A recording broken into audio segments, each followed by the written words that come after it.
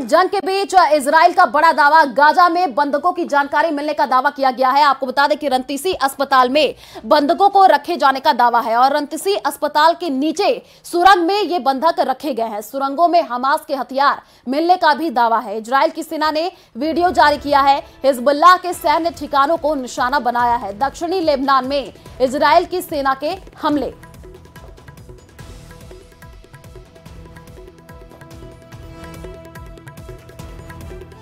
तो इजराइल की सेना ने देखिए वीडियो जारी किया है। ये बड़ी जानकारी आपको दे रहा है। इजराइल हमास युद्ध से जुड़ी हुई हिजबुल्लाह के सैन्य ठिकानों को निशाना बनाया।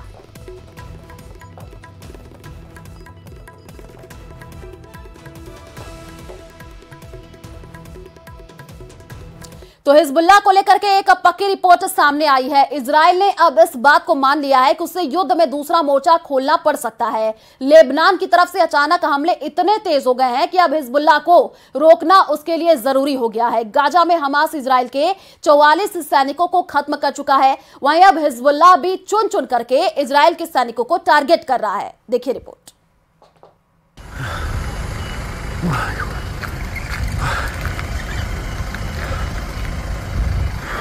ये गाजा नहीं है, ये हमास भी नहीं है, ये है उत्तरी इजराइल। लेबनान से लगे हुए इस इलाके में जैसे जहन्नुम की आग जल रही है।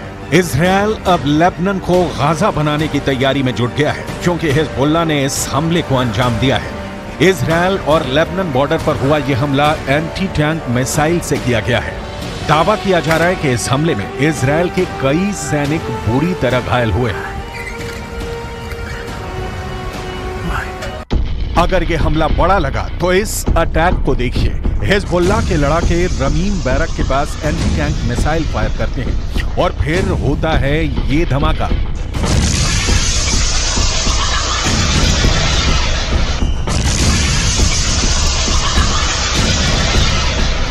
इस वक्त लेबनान और इजराइल के बॉर्डर पर ऐसा युद्ध चल रहा है कि गाजा में हो रहे हमले छोटे लगेंगे। हिजबुल्लाह ने अपनी सबसे खतरनाक स्नाइपर फोर्स उतार दी है।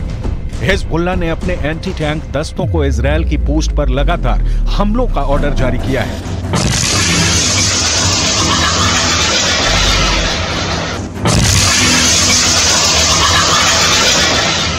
इन धमाकों ने एक बड़ी गारंटी दे दी है। इन हमलों ने साफ कर दिया है कि अब इजराइल लेबनान को माफ नहीं करेगा। इजराइल के रक्षा मंत्री की बड़ी धमकी देखिए। מה שאנחנו עושים בעזה אנחנו יודעים לעשות בביירות. מה שאנחנו עושים בעזה אנחנו יודעים לעשות בביירות. इजराइल की वार्निंग बहुत साफ है। उसने जो हाल फिलिस्तीन के गाजा का किया है, यही हाल वो लेबनान की राजधानी बेरूत का कर सकता है। यानी इजराइल ने अब जो पहले गाजा का हाल किया है, वही वो बेरूत को दूसरा गाजा बनाकर करेगा। सवाल है कि इस युद्ध में कितने गाजा बनेंगे। हिजबुल्लाह का एक और हमला देखिए। हिजबुल्लाह ने इस वक्त इजराइल की नाक में दम कर दिया है। इजराइल को दूसरा मोर्चा खोलने के लिए मजबूर कर दिया है। हिजबुल्लाह इस वक्त इजराइल के लिए सबसे बड़ी टेंशन बन चुका है क्योंकि हिजबुल्लाह ने साफ कर दिया है कि वो हमास के लिए अब कुछ भी करेगा और वो इजराइल पर हमले जारी रखेगा। شهدنا في الأيام القليلة الماضية موجة جديدة من التهديدات من نتنياهو، من جالنت، من جانيتس، من آخرين باتجاه لبنان، وسببه هو ارتفاع مستوى القلق باتجاه ما يجري في هذه الجبهة وارتقائها كما ونوعا وعمقا. طبعا نحن سنستمر في هذا الموقف، في هذا الأداء. ये लेबनान और इजराइल के बॉर्डर पर यारून इलाका है। यहाँ उठता धुआं इजराइल की बमबारी का नतीजा है। हिजबुल्लाह के अटैक के बाद इजराइल लगातार दक्षिणी लेबनान पर बमबारी कर रहा है। इसीलिए डर है कि अब इजराइल बेरूत को दूसरा गाजा बना सकता है। यह बात पहले से साफ है कि हिजबुल्लाह के पीछे ईरान है। ईरान से जैसे ही ऑर्डर मिलता है, हिजबुल्लाह इजराइल को टारगेट करता है। ये ईरान का ऐसा प्लान है जिसमें हिजबुल्लाह के हमलों के बाद इजराइल बुरी तरह उलझ कर रह गया है। ईरान ने अब ये साफ कर दिया है कि जो भी इस्लामिक देश अब इजराइल के खिलाफ नहीं, वो गाजा की तबाही में बराबर का साझेदार है। ملت‌های مسلمان این را مایه ننگ خود می‌دانند که در زمانی که خون برادرانشان در غزه بر زمین می‌ریزد دولت‌ها برای منافع اقتصادی سوخت ماشین جنگی اسرائیل را تأمین کنند. लेबनान बॉर्डर पर चल रही लड़ाई से अलग अगर गाजा पट्टी को देखा जाए तो इस वक्त वो इजरायल की बमबारी में खंडहर बनता जा रहा है। 11,000 से ज्यादा लोग मारे जा चुके हैं, इनमें 5,000 तो सिर्फ बच्चे हैं। ऐसे में इजरायल की धमकी क्या हिजबुल्लाह को डरा पाएगी? क्योंकि नेतन्याहू ने साफ कर दिया है कि युद्ध करना हिजबुल्लाह की जिंदगी की सबसे बड़ी गलती साबित होगी। 2006 का इजरायल लेबनान युद्ध संयुक्त राष्ट्र के दखल के बाद सीज फायर के साथ खत्म हुआ। इजरायल के टैंक लेबनान के अंदर घुस गए थे, तब भी इजरायल का मरकाबा टैंक सबसे खतरनाक युद्ध मशीन बनकर लेबनान पर टूट पड़ा था।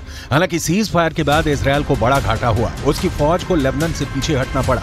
यही वजह है कि हिजबुल्लाह 2006 में हुए युद्ध को अपनी जीत बताता रहा है, क्योंकि इजरायल एक सेना नहीं बल्कि मिलिशिया को भी हराने में नाकाम रहा था। हालांकि हिजबुल्लाह को भी बड़ा नुकसान उठाना पड़ा था। ऐसे में अगर ये जंग बढ़ी और लेबनान और इजराइल के बीच युद्ध आर पार का हुआ तो इस बार हिजबुल्लाह को बड़ा झटका लग सकता है। ऐसे में समझ लीजिए कि अगर हिजबुल्लाह को झटका लगा तो इसका असर तेहरान तक पहुंचेगा। वैसे नेतन्याहू भी यही चाहते हैं, लेकिन उनकी ये ख्वाहिश अब पश्चिम एशिया को बारूद के ढेर पर बैठा चुकी है और इसमें सबसे खतरनाक बमबारी हिजबुल्लाह की तरफ से की जा रही है। गाजा से अलग इजरायल लेबनान बॉर्डर पर जो युद्ध अब तक धीमा चल रहा था, उसमें अचानक बारूद की मात्रा बढ़ने से दुनिया में घबराहट फैलती जा रही है। उसमें हिजबुल्लाह के 73 से ज्यादा लड़ाके इजरायल के अटैक में मारे जा चुके हैं, जबकि इजरायल के 9 सैनिक हिजबुल्लाह के हमले में जान गंवा चुके हैं। हिजबुल्लाह ने इजरायल के ठिकानों पर अपनी ज्वालामुखी वाली मिसाइल फायर करनी शुरू कर दी है। इस मिसाइल के बारे में नसरल्लाह ने बहुत डिटेल में बताया है, ताकि इजरायल को पता चल जाए कि उसके उत्तरी बॉर्डर पर हिजबुल्लाह इस बार किस तरह के हथियार लेकर तैयार बैठा हुआ है। वैसे हिजबुल्लाह को लेकर इजरायल की मदद करने पहुंचे अमेरिका को बिना लड़े एक बड़ा झटका लगा है। भूमध्य सागर में अमेरिका के समुद्री बेड़े का हिस्सा रहे 5 कमांडो एक ट्रेनिंग मिशन के दौरान मारे गए हैं।